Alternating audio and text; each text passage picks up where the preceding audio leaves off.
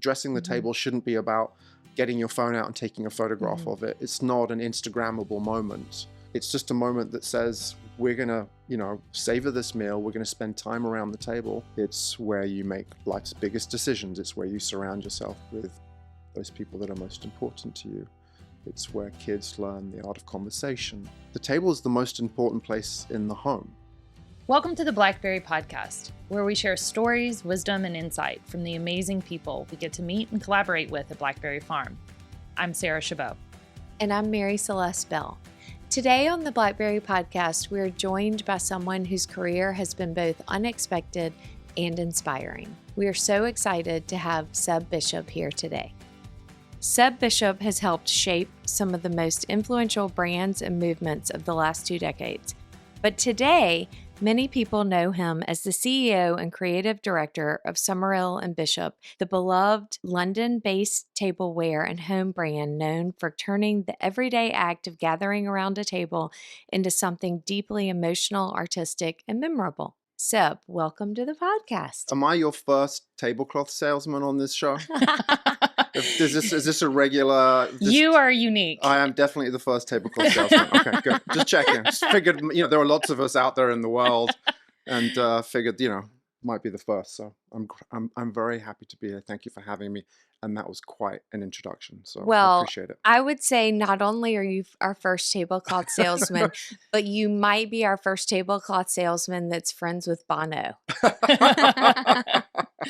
Yes. That's, as you were going through that, I guess all the businesses I've been involved in always have purpose. And, that famous quote of the purpose of life is to lead a life of purpose. And so every business I've attached myself to or been lucky enough to join or get involved with has always had a core purpose at the center of it. And I think that's what drives me. What's tricky about that, though, is that when I compare, I guess, my career to a lot of my friends, is that most people will stay in one career over a long period of time. And whilst it's exciting, and I probably have a short attention span, which is why I keep liking sort of changing different businesses, it means that you have to start again every time. So you've got to learn about that industry from the beginning. Continuous learning. And it's challenging. And that's, I guess, part of what makes it so exciting, but at the same time makes it challenging. Because you've also got to figure out who the players are in that particular industry and how you navigate your way through that.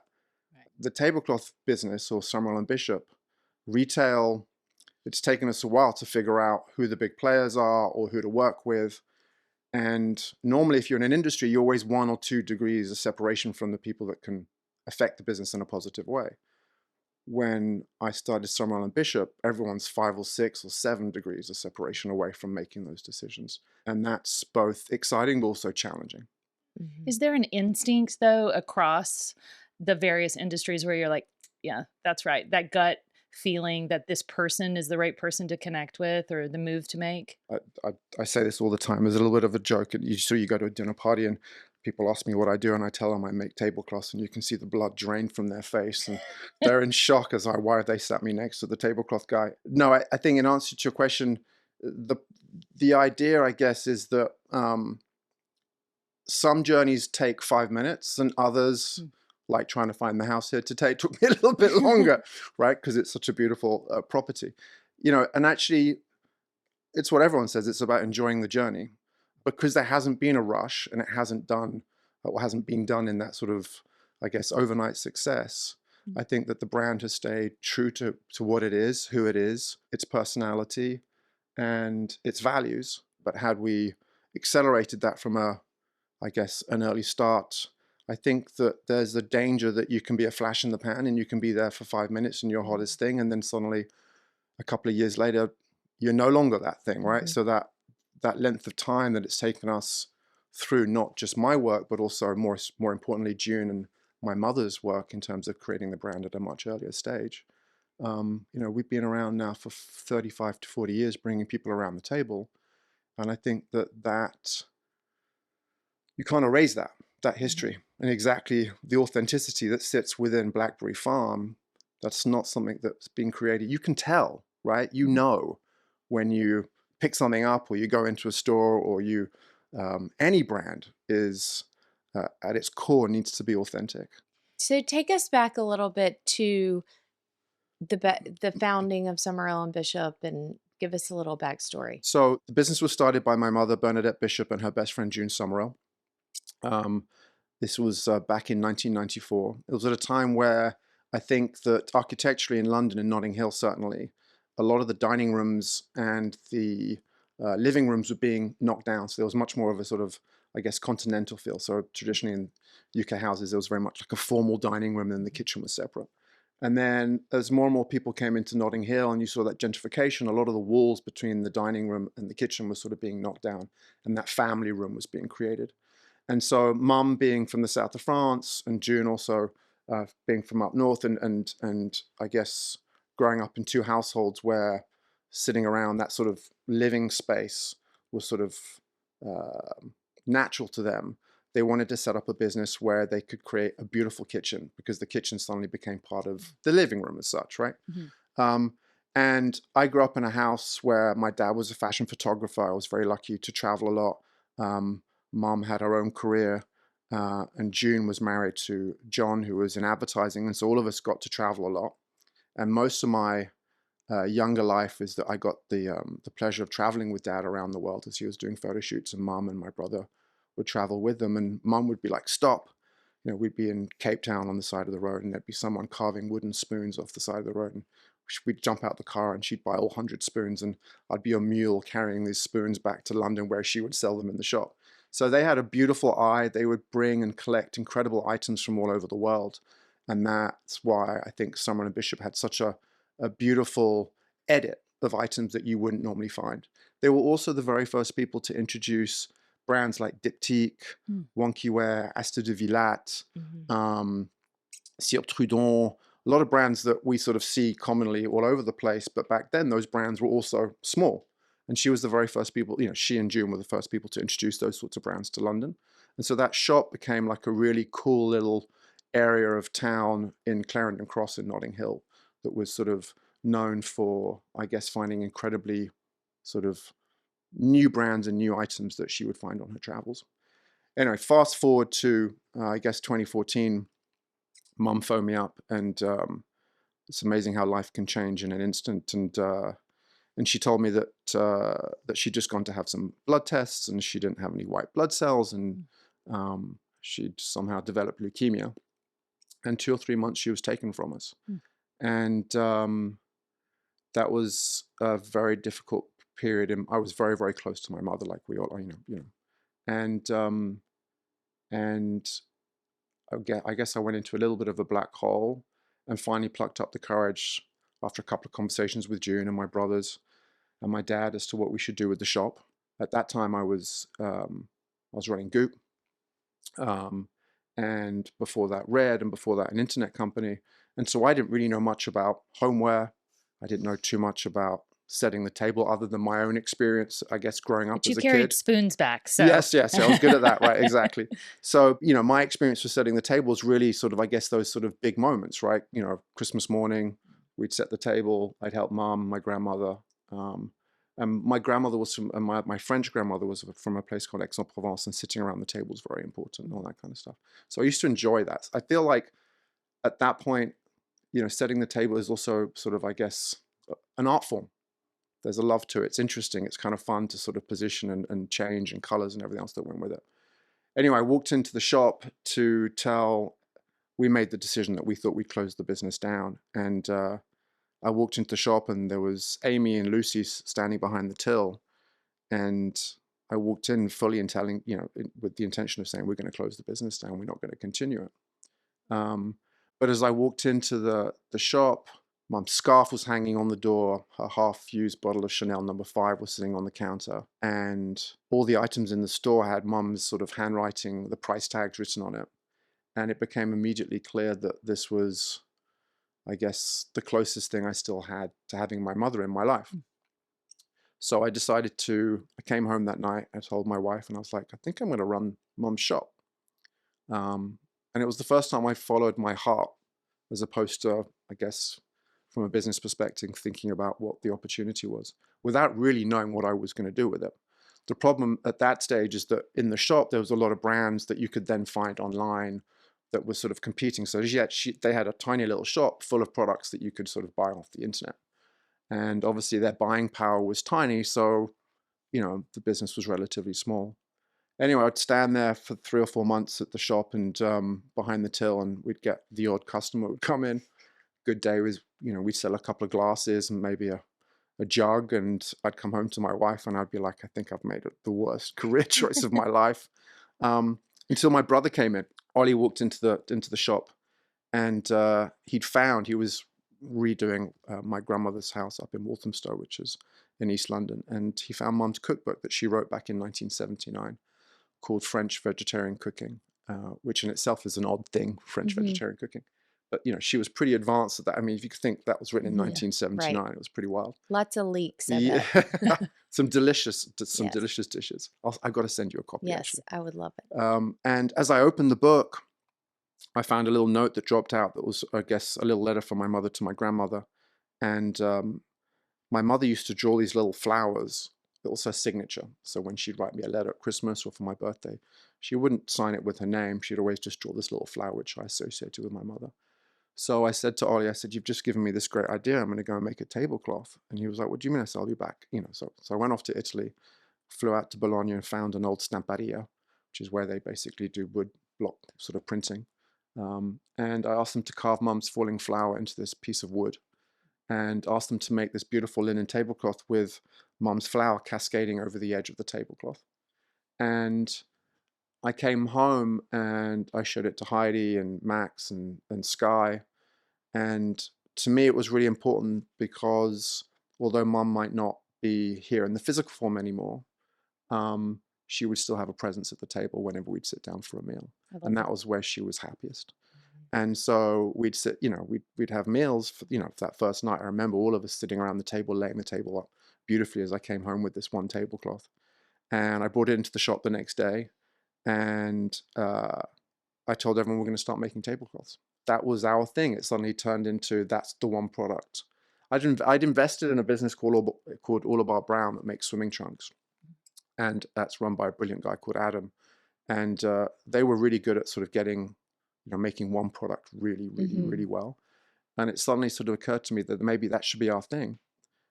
Tablecloths traditionally, I guess you would associate with your grandmother, and it was always lace or it was sort of, it was a particular old-fashioned design, or, beautifully embroidered like the napkins that you guys have. And I was like, maybe we could turn it into a fashion statement. Maybe it can be an extension of your wardrobe. Maybe in the same way that you eat with your eyes, maybe tablescaping could become a thing, and maybe we could make it cool. And so with the collaborations, I guess the experience I'd had at running Goop and Red and collaborating with different people, I thought maybe we could start designing beautiful tablecloths.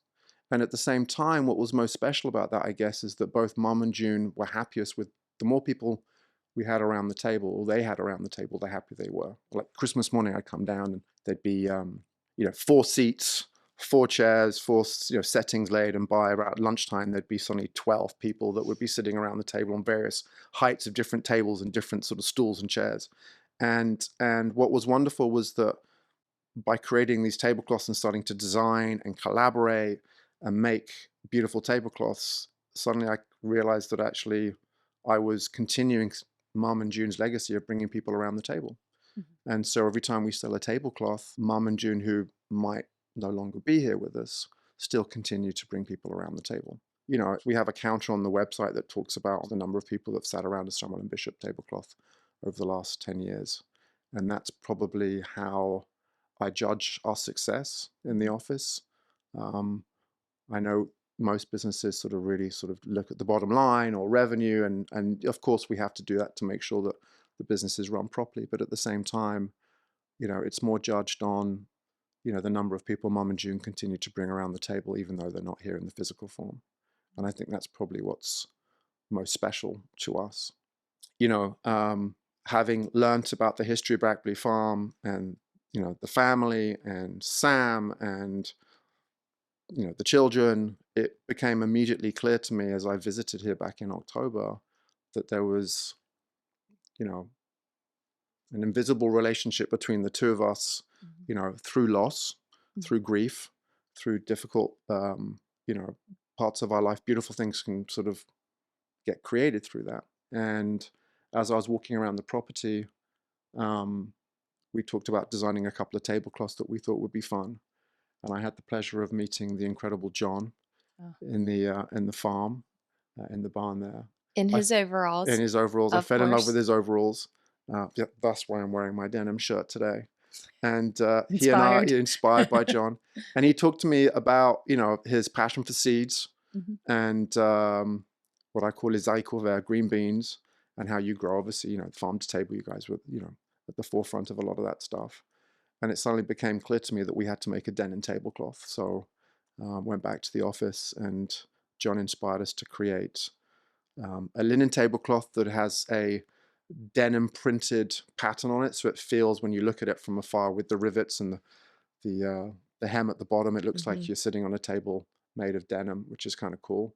And then, because I guess it was October, so it was slightly later in the season, but there are so many beautiful, incredible hydrangeas around the property.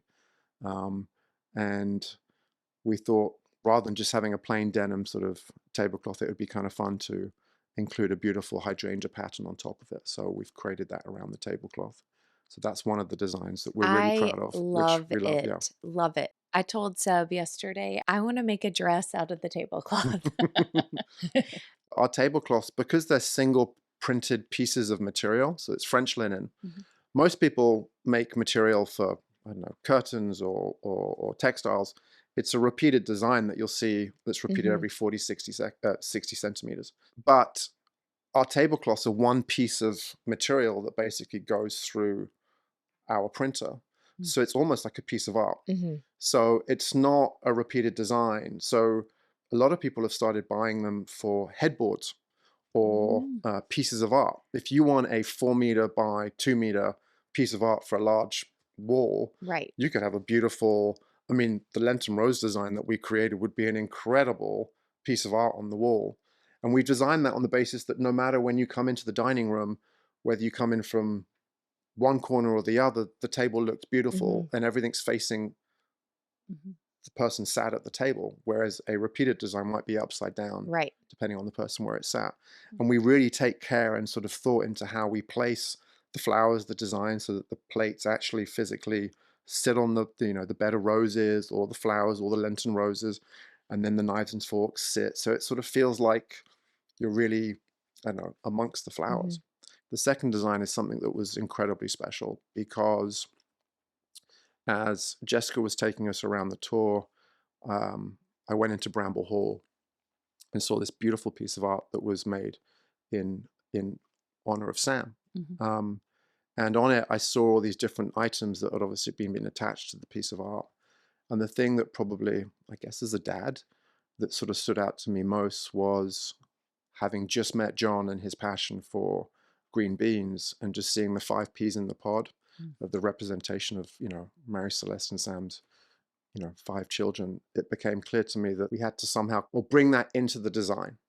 And then Mary Celeste invited us to her home and covered, it was these beautiful sort of, I guess, Lenton roses that surrounded the property. And so I went home with this sort of concept of how could we do a Lenton rose tablecloth, but also at the same time weave in the 5 peas in the pod and a representation of the family, so that whenever Mary Celeste lays the table, Sam's at the table with them. And it's very similar, exactly the same concept that I created with Mum and her flower. And hopefully, that will touch, well, mainly it was to touch Mary Celeste, but also people will sort of appreciate the fact that the amount of consideration that's gone into the design and the way that we designed it and weave the two things together, that I think best represent not only, the founder and the visionary behind Blackberry Farm, along with the rest of the family, but also something that sort of speaks to Mary Celeste on a personal level. And hopefully people will see that and understand it and realize how special it is. And it's also a beautiful tablecloth. It is beautiful. And so I was so happy when you came up with the idea of combining the peas with the Lenton rose. I thought that was so unique, and it really has turned out so beautifully. Well, and the linen, the linen itself It's is so beautiful. And the feel of it, the quality, Y'all are making such incredibly beautiful, thoughtful, but high quality pieces. Thank It's you. really It would have been something. really, I mean, when I was flying out here the first time, I was like, what's probably just going to be a Blackberry sort of, tablecloth, some blackberries Or on it, something. real be Right. simple. But actually, as and that was, silly of me to think that, but I guess that was the most obvious thing. And there were obviously, you know, on the wall, and there's pieces of art and Mhm. plates with blackberries on it, and it seemed, I thought that was maybe where we were going to go with it. But I was so glad that we scratched away at the surface and dug Mhm. deep and found something. Okay, we're talking about a tablecloth, but ultimately, the table is the most important place in the home. It's where you make life's biggest decisions. It's where you surround yourself with those people that are most important to you. It's where kids learn the art of conversation. Um, I'm not particularly good at telling jokes, but I'm sure my kids have learned a few little sort of tips in terms of, telling stories, and I think that a tablecloth, whilst obviously, often we don't always use a tablecloth, and that's not the whole point. I do think it acts as a canvas for an invitation, and when you have friends round, it means and it shows that you've taken a lot of care in I guess, Mhm. getting the table ready in the same way that you would with the food. And when you go in someone's house and the table's beautifully laid out, they immediately feel that warmth. They realize that you've taken a lot of care of intention. You've been Um, thinking about Mhm. them. yes, Yeah. exactly. And it's not about high fashion. It's not about couture. Dressing the Mhm. table shouldn't be about getting your phone out and taking a photograph Mhm. of it. It's not an Instagrammable moment. It's just a moment that says, we're going to, savor this meal. We're going to spend time around the table. The more beautiful the table, the more time we spend around the Mhm. table. My kids get a chance to really share their concerns, their anxieties. So much so that I designed these glasses that were made in Italy, that they're, the best way to describe them are emoji glasses. So they're just beautiful hand-blown tumblers. One has a happy face, one has an angry face, one has an excited face, and one has a sad face. But I would put them in the middle of the table, and we'd sit around the table with Max and Sky and my wife, and Sky would lean over and she'd get the angry glass, or she might get the sad glass, or the happy glass. And just that leaning in and pulling was an invitation for me to sort of ask her, why did you pick the angry glass? And that was an invitation for her to sort of tell me something might have gone badly at school that particular day, or Mhm. someone had upset her or wound her up. And I think that those little nuances that we have around the table are really, really important. I've built digital businesses in the past. I often talk about trying to atone for my digital sins, and trying to get people to connect, put their phones down, and connect over the table. And I think that we try and do a lot of that. There's a new design most recently, which is a world map. Mm. Now, it's beautiful in its own sense, but it's not like it's a design or flowers. But I designed it, we designed it mainly because I felt that often when you have young kids at the table, you've got to keep them entertained. Mhm. And a lot of people just pull out an iPad, and that's an easy way to sort of get them to sort of not bother you for half an hour. And actually, we used to play games with the kids that would sort of take something off the table. We, we Oh, look like a really yes, strange that family at game, the right, dining when table. suddenly you're Yeah, all putting the 5 of us are there doing this at a right. restaurant, and the kids are taking something off the table, and people are, what's wrong with these people? And so Yeah. we're always constantly trying to think of ways to sort of keep them entertained, right? And the world map we've designed that's going to come out later this year is really, who's the first person, to find me, the capital city of X, and so whilst they're sitting there for an hour or half an hour or 20 Mhm. minutes at the table, the world map allows them to sort of learn and teach in a way that at a time when they probably don't think they're learning, Mhm. Right. right? Isn't Right. it? That's the Right. best way to learn is when you don't realize you're actually being Right. taught. So we constantly keep that as an important component to what we do, because like I said, the table is the most important place in any home, and dressing it is an art form. And Well, we used to play that same game, and suddenly I'd be like, everyone's looking at why am I stuffing, a packet of Sweet and Low in my pocket, and everyone is blindfolded at the table. Um, I met a wonderful at Max's school. We had a child psychiatrist came and talked to a lot of the parents, and she taught us a game called Mad, Sad, and Glad. And so it's a game that we still play now, even though they're 21 and 18. And each one of us have to tell each other one thing that made us mad, sad, and glad mm, that particular day. mhm. And I think that and that's what's so important about sitting at the table is that, you know, I can go into my kid's bedroom, or everything will be absolutely fine. The house will be joyous. We'll all be, everyone's in a good mood. And then suddenly my daughter or my son would have received a text or an image on Snapchat, or someone would have sent them something that suddenly changes their mood instantaneously. And I don't know what that is. Right. There's no way. You ask them 1,000 times, what's wrong? Why, you know, and they don't want it, they haven't shared, or they haven't, you know, they don't want to share, or they haven't processed. You know, kids are they can be so cruel to each other at times. They can send each other a photo thinking, oh, look at us, you know, 5 of your friends together. And although those 5 friends might think that they're doing something really nice by sharing a photo of them all together, what they're really saying is, you're not in that photo and we're all together without you, right? And so I think that sitting down and having that meal at the end of the day and giving them the opportunity to share some of those concerns and some of those things that create a huge amount of anxiety, especially when they're in their room with their digital device and you don't really know what's going on. The more time we can spend around the table, the more important it is, I think. Time at the table for us really truly is no phones.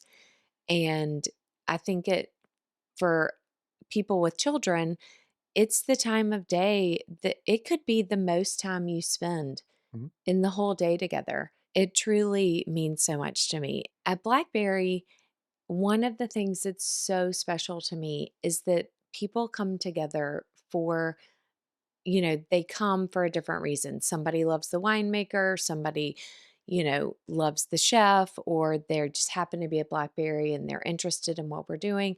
And they all come to this table not knowing each other, and they connect. And by the end of the night, they're friends and they're exchanging emails. It's such an interesting place to meet people in a way that feels less intimidating. It's You know? it's authentic. And I Right. think that's what's so special about what you've created. I think that not only is it one of the most beautiful properties in the world in terms of just, you know, every time you turn, you go around a corner, there's something else that you stop and pause at and want to sort of check out, but also the team that you have. You feel like it's one great big family.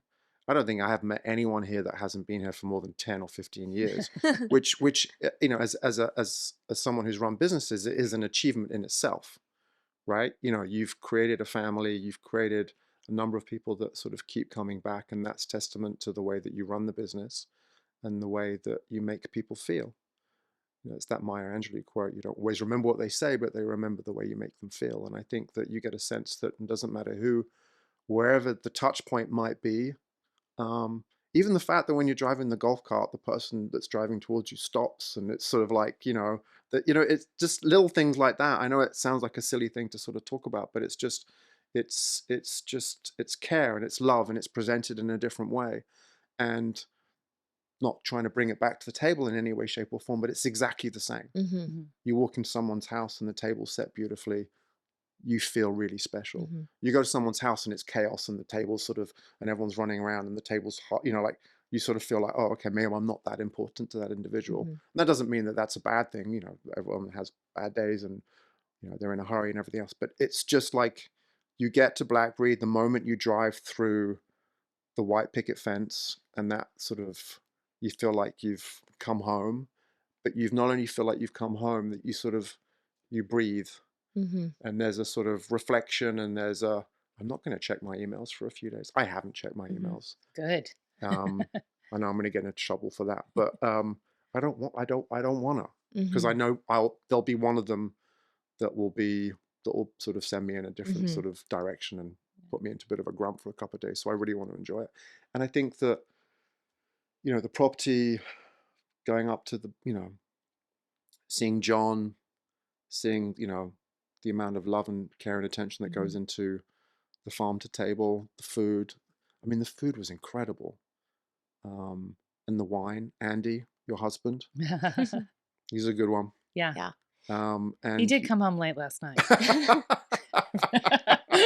Yeah, we might. Yeah, we had a little We bit to got drink up last early night. this morning. Yes. He is very good at that. I will say, back to the tablecloth, is that putting a tablecloth on the table, even if you have 0 flowers, is like the easiest way to make someone or your house feel like you're ready. Right. So even the other day, I had a group of friends over and we changed our plan, and the weather was great outside. And I was like, let's just sit out on the porch. And it's been kind of polleny, and my porch table was kind of dirty. And I was like, okay, here we go. I'm just going to wipe it off real fast and lay down a Right. tablecloth. And I didn't do flowers or anything, but it just made it feel more like, a nice little lunch. And it was a super casual thing. But Just feels a little bit elevated. yeah, anyway, and it's easy, I'm glad you said that. I mean, that's what we try to do. And having said that, what's also interesting about the design and the way that the business has evolved is that we now do have almost a tablecloth for every occasion. Yes. yeah, for every flower is probably Right. a different way of Right. describing it. So in London, Notting Hill, in January, the mimosa will come out and the trees, and a lot of the tree, Notting Hill goes sort of yellow with these incredible sort of mimosa sort of trees that just come to life. And so we designed a mimosa tablecloth. And what's really nice is that if you're having a dinner or an important dinner, and you want to dress the table up, you can get the tablecloth, but then you can also go to the local forest. You can buy 5 or 6 branches, and suddenly you have a whole mimosa table that it's like you come into the room, it's like, wow, Right. like this beam of yellow. February, it's blossom, the cherry blossom comes out. We have a cherry blossom tablecloth. In March, it's suddenly tulip season. You can go down to the local supermarket, buy a few, bouquets of tulips, lay them in some bud vases, put it on the tulip tablecloth, and it looks $1 million. It's not difficult to do. And every month we have and as it comes into September, dahlias start popping out. We've got a dahlia tablecloth. So, we put a lot of thought into that so that it's actually relatively easy. Dressing the table, like I mentioned before, I think of it as a little bit of an art form, mainly because when Mum was having dinner parties and I was younger, we lived on a communal garden in Notting Hill. If it was autumn, she'd send me out, and we have these beautiful large plane trees in central London. And I'd go and collect these beautiful leaves that would have come off the trees. I studied art at school, so I loved calligraphy and graffiti and stuff like that. And so I would write people's names onto these big, large, leaves, and we would place them on place settings. And it didn't, you don't have to go and spend money. It wasn't like it, but just a little bit of the garden into the table, and suddenly the table just feels, again, authentic. And Not to mention your mom was entertaining you. Little do you know right, yeah, that you thought you were helping her, right, but you were really helping her by getting out of the kitchen. being sent out into Getting the garden, some fresh air. And send them early on that training. leaf thing out. Yeah, I'm gonna go and get him to Yes. collect some leaves. Yes. But it was, it is an art. I mean, it's not an art form. We try and make it as easy as possible. But some people, like my wife, loves to do ceramics. She's a ceramicist. Some people like to paint. Others, everyone's got their own sort of level of creativity. And I guess for a lot of people that we've discovered is that, setting the table is an art form, and they get a real kick out of it. And it isn't just about following what you see on Instagram. It's about making it personal. It's about having items on the table that are relevant to your family, heirlooms. I lost my mum, and it's not about, the things that I guess that get passed down as those heirlooms are, the linens, the plate collection, the serveware, the cutlery. Those are suddenly things that become very important because there's a connection that you have to those moments that you sat around the table as a family, Right. and that's what you hold dear to. And I think that talks to the importance of sitting around the table. But I Sorry, also I think digress. I think it's more the habits and the experiences for me. I mean, Sam loved to cook and he loved a beautiful table. He didn't really set it. Although I will say he did go with me to pick out our china when we got married. And I think he was on record for sure the first male in Mobile, Alabama that was having an opinion. And he was The way like, it was well, set. no, I like this better than this. And we were mixing it all up. And I think the woman was thinking, where did this guy come from? But But I do, I even think though Sam and he, I would have got on very well. Yes. yes, but even though he loved that, I don't think of him and think of like a certain way we set the table or anything. I think more about the being at the Yes. table. And so I think it's just getting people to the table is the key. And being present. Yes. You know, I've again, just drawing back on experiences, uh, the businesses that I've been involved in over the years, I've been very lucky enough to travel, and that's wonderful. But, you know, I've been to the US a number of times this year, and it takes a few days for you to recover from those trips, right? Mhm. Those long journeys. And actually, you're at the table, but you're not present. Mm. You're physically there, Mhm. but you're not mentally there. And I think that's the important thing as well, is being present at the table and engaged Mhm. and actually able to converse and retain the information you're being told, as opposed to just being, you know, sort of just being there. What do you both do to create the invitation or the sort of routine of sitting down at the table? For me, it's more that, you know, Heidi and I will connect a few times during the day, and we'll decide what's for dinner between the two of us and what we both fancy. And then, you know, we'll come home and there'll be 5 or 10 minutes of just putting, The table together? you're putting and I really, it's not about the tablecloth, it's just about sitting down for Mhm. 20 minutes or half an hour and actually Mhm. just connecting at the table. That piece of real estate is really important. And the brand that I've tried to create with Louisa. Louisa, Hmm. I love y'all's story and how the two of you have known each other. So what is her title? Is she She's a she's chief operating officer, so she okay. makes me look good. Yes. So I love that y'all met as kids, really, Teenagers, yeah. teenagers, and that y'all really hadn't worked together until Summerill and Bishop. A large amount of the credit for the success of the business goes to Louisa. And she and I have known each other since we were 14. Oh. We met in a hotel called Les Irelles in Courchevel, which is a beautiful property. And we've kept in touch. She went into advertising on the account handling side, and I went into advertising as an art director. And so we knew each other and have stayed friends for a very long time. And when I came home from Italy on that trip, when I came back with the tablecloth, she was my first phone call. And I said to Lou, I said, "Hey, Lou, you know, we always talked about doing something, what do you think about tablecloths?" And she was like, "Really? Like, you've built this, this, this, and this, and you're phoning me up about wanting to sell and make tablecloths?" And I was like, "Well, I, I made this tablecloth with Mom's falling flower. How about we go for a coffee and I tell you about it?" And yeah, she took a leap of faith with me. Mm. And like I said, it's for a business to have, it's got to be one product that you do really, really, really, really well. We spend a lot of time on the linen, making sure the right thread count, the design, the process of the design. Round tablecloths have taken us a really long time to crack. To print on a round tablecloth, so you've got to make it the right size, but then to be able to actually print with precision exactly where the design goes on a round piece of linen that can, the wift and the waft, the way that the actual linen sort of combines. And once you wash it, it can shrink into an oval, or once you put it through the printer, it can print over the, and like, it's a difficult, it sounds, I know it's really simple and you come into the store and you think, oh, it's just a round tablecloth. But, we spend a lot of time trying to work on a lot of that stuff. And Louisa's probably the person that's brought, I guess, I'm involved in bringing the vision to life, but actually, it takes someone else, a partner in that also can make it happen. I might dream it, but I'm not particularly good at, operationally making things happen. And you need to find that partner that can make that happen. And Louisa has been absolutely brilliant at creating that. I love a round table. Right. Love, love, love. I was always against it because the way linen comes out on a roll, it's straight. So a round tablecloth involves cutting, and so obviously we have to take that linen and turn it into napkins and use it, so there isn't waste.